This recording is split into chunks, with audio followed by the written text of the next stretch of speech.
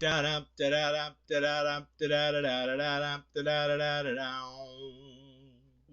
does that even mean, Bowers Game Corner?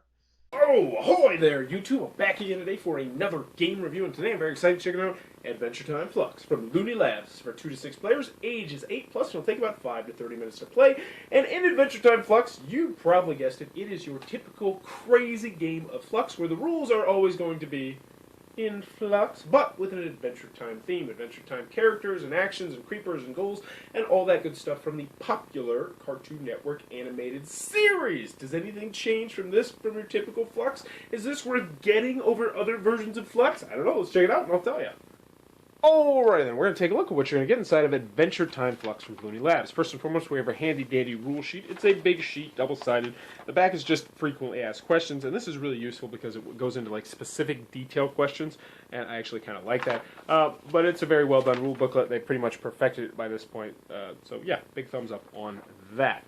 So in Fluxx, what you're trying to do is you're going to be trying to complete a goal. So in order to complete this goal, you are going to need candy zombies and any candy person. If you can do that, you're going to win the game. It's that simple, right? Well, it's not that simple because the goals and the rules and everything else are going to constantly be changing. So let's show you how the game is played.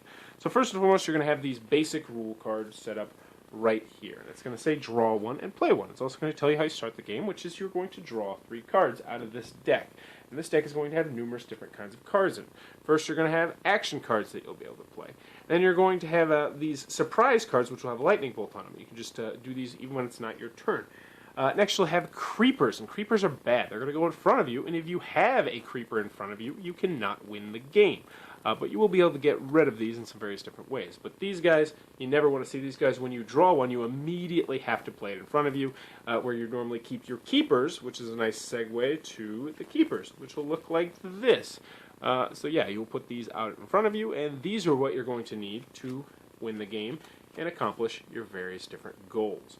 There's also a lot of rules. So there's tons and tons of these yellow cards, which will be rules.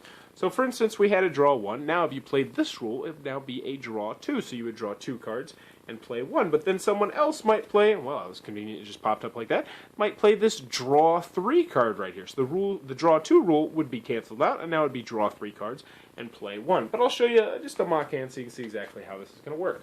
So we're going to draw 3 cards for each player, and oh, that's no good.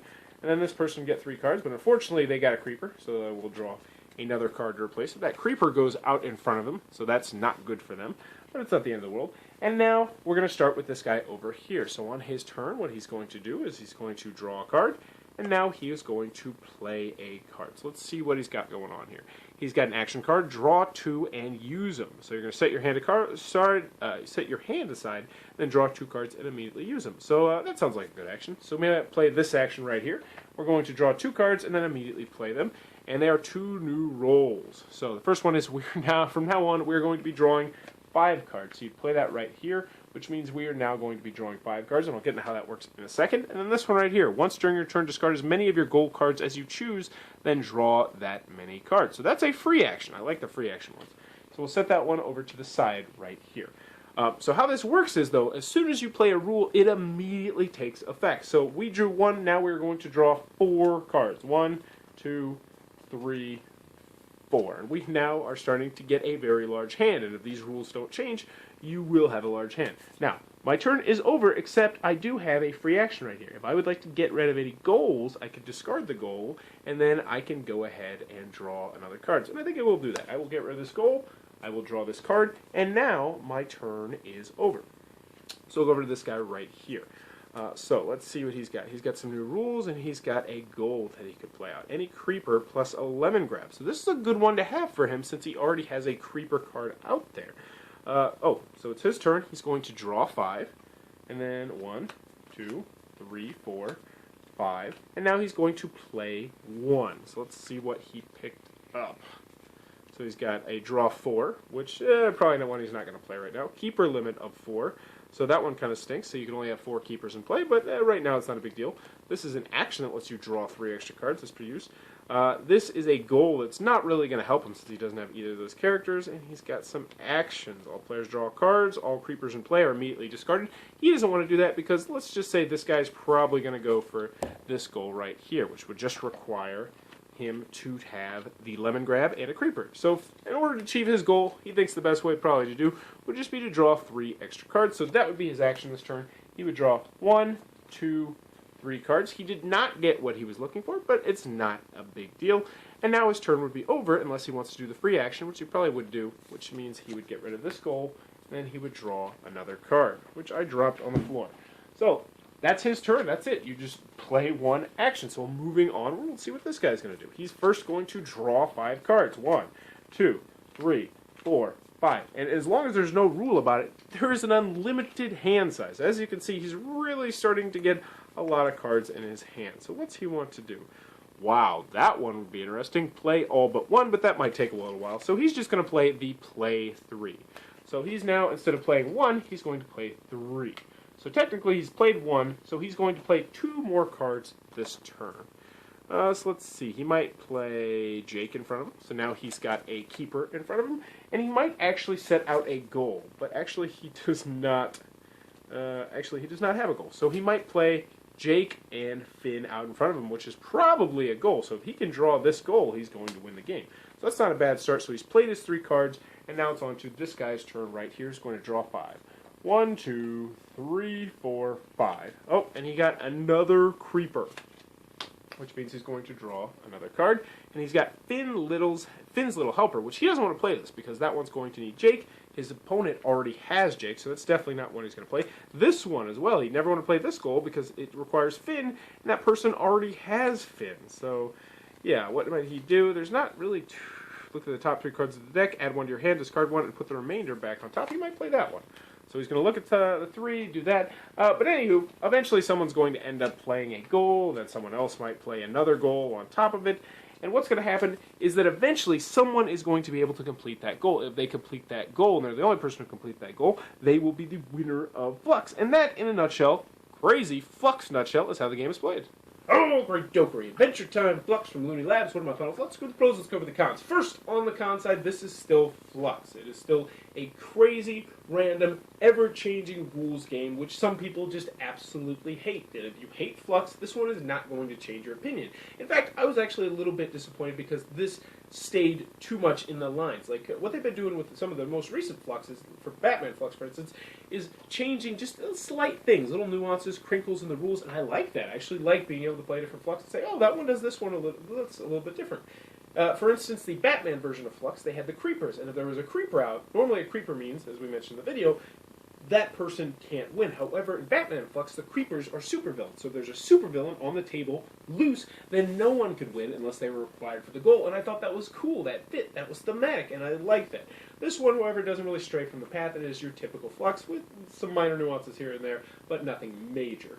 Continuing onward, if you don't like Adventure Time, then go get a different version of Fluxx. Stoner Fluxx, regular show Fluxx, Wizard of Oz Fluxx, Space Fluxx, just regular Fluxx, all kinds of different Fluxxes. So before I drop an F-bomb, let's get to the pros. Moving on to the pros, I enjoyed Fluxx when I first tried it as Zombie Fluxx. Way back in the day, it was one of the first games I ever played. I was like, hey, this is fun, this is crazy, this is random, and I like crazy. I like random because that's one of my favorite things in games, is to be a wild card. And this game is just a giant wild card in a box. And that's pretty much what it is. The rules are always changing, the actions are changing, the attacks are changing. And I like that. I like the regular show, or the Adventure Time theme as well. I've watched a little bit of that show. I really enjoyed what I did watch. The humor comes out a little bit in the cards. The artwork's great. And it's just more Fluxx. If you enjoy Fluxx and you enjoy Adventure Time, this is a no-brainer. If you don't enjoy Fluxx, or you don't enjoy Adventure Time, then don't get this. And that's an or. If you don't like Fluxx, don't pick this up. If you don't like Adventure Time, then don't pick this up. Go get one of the other many different versions of Fluxx. And that's really all I can say about the game. I mean, you pretty much probably can either tell from the video with how crazy and random and zany the game can get, whether or not you like Fluxx. I do, so check out Adventure Time Fluxx if you like Adventure Time and if you like Fluxx. If you like this review, like nice little segue, be sure to click on the subscribe button down below, and in the comments below, let me know what was your best romantic relationship that you have ever had, and I'll even give you a little loophole here and say, don't mention the current one you were in. So you can't talk about your wife or girlfriend or significant other, boyfriend, anything like that. What was your best of all time? For me personally, and I am stringing this to Adventure Time actually, this was when I was, I believe, about 23 years old. I used to babysit for this woman every Tuesday night. I was a preschool teacher, so it's not so weird that I was a babysitter, but I used to babysit her 2 6-year-old kids. They were awesome. They were super fun, and we would just play Mario Kart together and have Adventure Time. So I'd go over there at like 6 o'clock, and we'd eat dinner together as a family. They would eat dinner as a family, but she invited me over to start eating dinner, and then we'd hang out for a couple hours, and then they would go to bed, and then her mom came home. Their mom came home one night, and she was super tipsy, and she was like, I like younger guys. You're so cute. Do you like older girls? Older ladies? And I was like, yes, of course I do. And from that point on, for the next 2 months, that actually turned into me essentially going over there, having dinner, hanging out with her really cool kids, and then, well, you know, getting my Fluxx on, and then getting $30 at the end of the night. So, pretty cool relationship for about 2 months until feelings got into play. We decided we could see if we went on a date, and that was odd because she had 2 kids, and I didn't have any. It was terrible.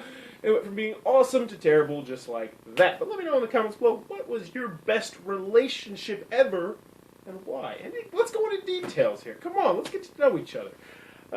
As always, if you enjoyed this content, please be sure to click on the subscribe button down below, but I think I already said that. So I'm not going to say it again. In fact, I'm going to take that back, what I just said. Don't click on the subscribe button down below. So that way, actually, we're still +1. Click on the subscribe button down there. So yeah, whatever. Watch a different video. That was the review for Adventure Time Fluxx. For more reviews, previews, and romance stories about my past, be sure to click on the, what do I want to say here? That was the review for Adventure Time Fluxx. For more reviews, previews, I got this, 3rd time's a charm. That was the review for Adventure Time Fluxx. For more reviews and previews, check back at Bowers Game Corner.